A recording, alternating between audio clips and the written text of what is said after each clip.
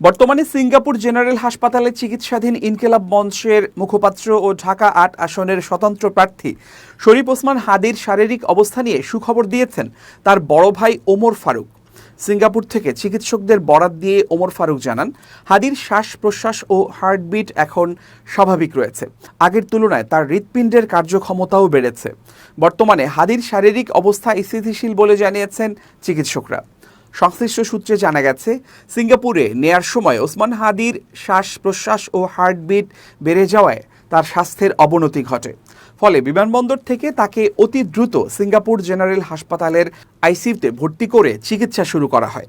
ওমর ফারুক জানান, চিকিৎসকরা তাকে স্যালাইনের মাধ্যমে বেশ কিছু ওষুধ পুশ করেন এবং তাকে 2 ঘন্টা পর্যবেক্ষণে রাখেন।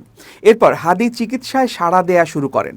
তার শ্বাস প্রশ্বাস ও হার্টবিট স্বাভাবিক হয়ে আসে এবং তার হৃৎপিণ্ড আগের চেয়ে বেশি কাজ করা শুরু করে। তিনি আরও জানান, ওসমান হাদির স্বাস্থ্যের অবস্থা স্থিতিশীল হলে তার জন্য অতি প্রয়োজনীয় সব স্বাস্থ্যগত পরীক্ষা সোমবার দিবাগত রাতেই সম্পন্ন করা হয়।